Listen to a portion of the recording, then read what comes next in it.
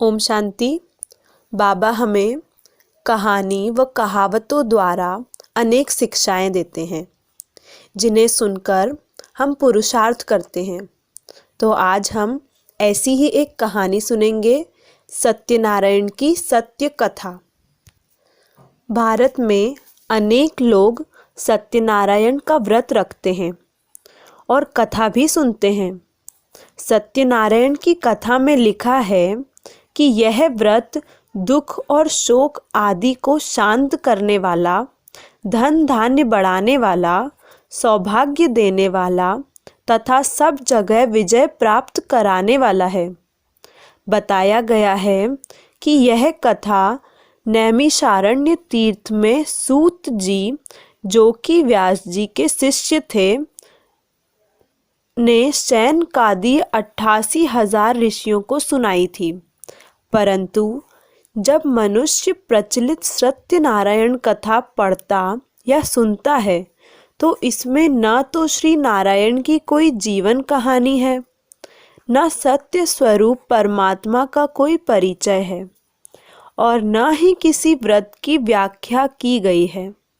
केवल लिखा है कि अमुक अमुक ने इस व्रत को किया तो उसे धन धान्य, मुक्ति और वैकुंठ पद की प्राप्ति हुई, और अमुक अमुक ने इस व्रत को न करने का संकल्प किया या व्रत का प्रसाद नहीं लिया तो विपत्ति या दुख में पड़ गए।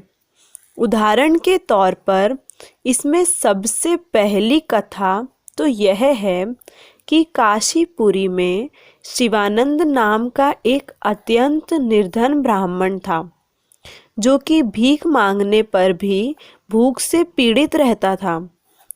भगवान उसके सामने एक बूढ़े ब्राह्मण के रूप में आए और उन्होंने उसे सत्यनारायण का व्रत करने के लिए कहा।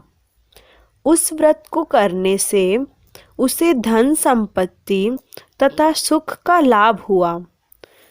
दूसरी कथा लकड़ी बेचने वाले एक निर्धन भील की है।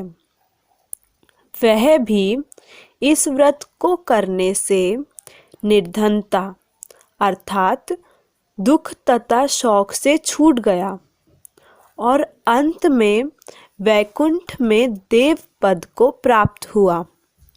सत्यनारायण कथा में जो सबसे बड़ी कथा लिखी हुई है वह यह है कि एक वैश्य ने यह संकल्प किया कि उसके संतान होगी तो वह यह व्रत अवश्य करेगा। परंतु उसको जब एक कन्या उत्पन्न हुई तो उसने अपना वचन टाल दिया और कहा कि इसके विवाह के अवसर पर करूँगा।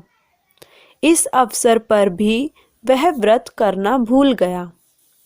इसके परिणाम स्वरूप सत्यनारायण ने रुष्ट होकर उसे श्राप दिया कि उस पर दुख आए।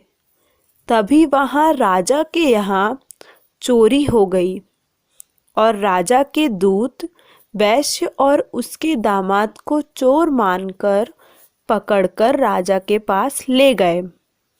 राजा ने उन्हें जेल में बंद कर दिया।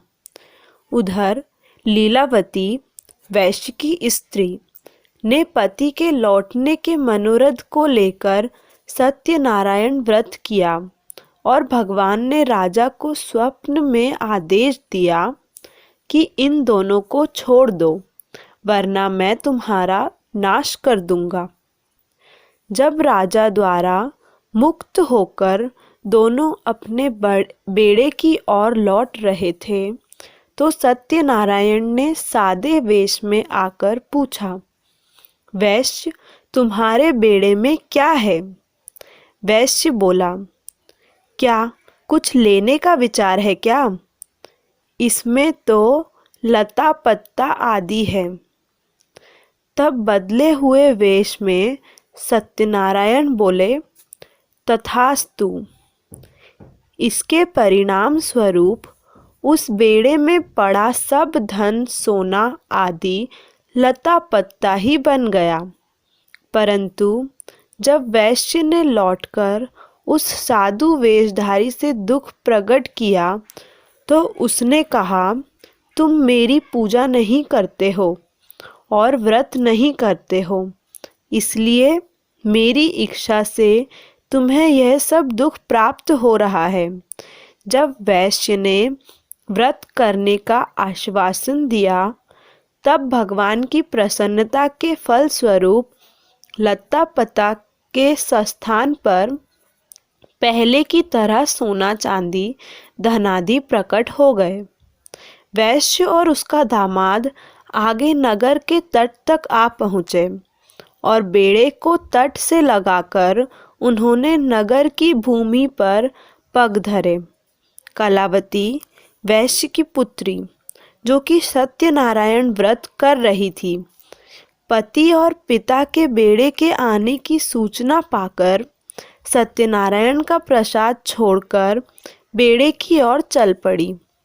प्रसाद न लेने के कारण यह हुआ कि उसका पति अदृश्य हो गया और बेड़ा डूबकर सागर तल में विलीन हो गया। परंतु जब कलावती प्रसाद खाकर लौट आई तो उसका पति पुनः प्रकट हो गया और डूबा हुआ बेड़ा भी तैर आया। इस कथा से हम अब आध्यात्मिक भाव जानेंगे। श्री सत्यनारायण की कथा में जो वृद्ध ब्राह्मण आकर व्रत करने के लिए कहता है वे प्रजापिता ब्रह्मा हैं, अर्थात सत्य रूप सत्य स्वरूप शिव बाबा एक साधारण वृद्ध ब्राह्मण के तन में दिव्य प्रवेश होकर श्री नारायण बनने की सच्ची कथा सुनाते हैं और पवित्रता अथवा ब्रह्मचर्य रूपी व्रत बताते हैं। शिव परमात्मा उसी वृद्ध प्रजापिता ब्रह्मा रूप ब्राह्मण द्वारा ही कंगाल भारत को कंचन के महलों वाला सतयुगी पावन भारत अथवा स्वर्ग बनाते हैं। उसी रूप में भीलों के समान प्रायः निर्धन बने भारत को परमपिता शिव धनवान बना देते हैं और व्यापारियों के भी डूबे हुए जीव रूपी बेड़े को निकालकर पार उतारते हैं। सतयुग में सर्वगुण संपन्न मर्यादा पुरुषोत्तम 16 कला संपूर्ण श्री सत्यनारायण थे। वे ही त्रेता युग में 14 कला संपन्न चंद्रवंशी बनते हैं। धीरे धीरे वे 5 विकार के जाल में जकड़ते जाते हैं।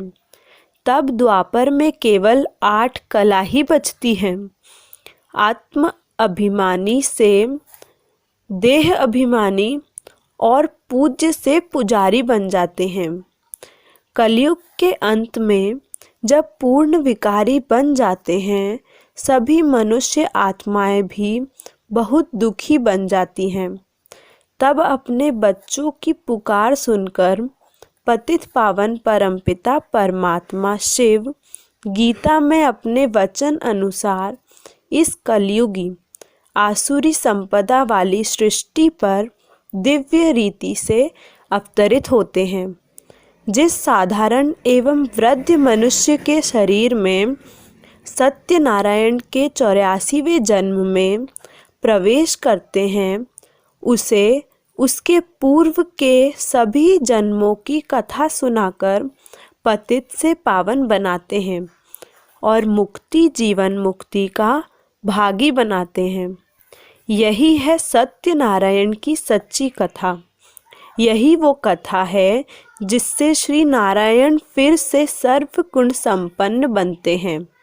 वास्तव में किसी भी नियम व दिव्य गुण को धारण करके उसे अपनाए रहने के लिए दृढ़ संकल्प किए रहना ही व्रत लेना है। इस प्रकार जो कोई इस सच्ची कथा को सुने और पवित्रता का व्रत धारण करे तो वह अवश्य ही नर से श्री नारायण बनता है। ओम शांति। मुरली में आने वाली अन्य कथा व कहावतें का रहस्य जानने के लिए बाबा के चैनल को सब्सक्राइब करें। अच्छा, ओम शांति।